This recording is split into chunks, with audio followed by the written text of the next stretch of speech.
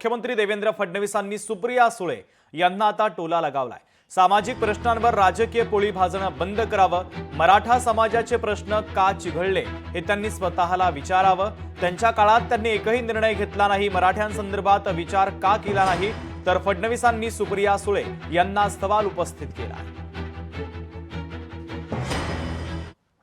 माझी सुप्रियाताई सहित सगळ्यांना विनंती आहे की अशा प्रकारच्या सामाजिक प्रश्नावर राजकीय पोळी भाजणं हे बंद केलं पाहिजे, कारण त्यातनं आपलंच तोंड पोळतं।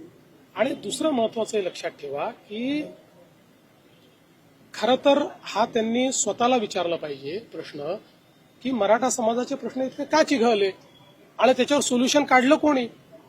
त्यांच्या काळात निघालं का सोल्युशन? काढलं का त्यांनी? उलट मध्ये पुन्हा 2.5 वर्षाचं सरकार होतं त्यावेळी तर एकही निर्णय मराठा समाजाच्या बाजूने त्यांनी घेतले नाहीत। जे निर्णय झाले मी घेतले, शिंदे साहेबांनी घेतले, तर पुन्हा आमचं सरकार त्या ठिकाणी घेत आहे। त्यामुळे मला असं वाटतं की आपली राजकीय पोळी भासणं त्यांनी बंद केलं पाहिजे।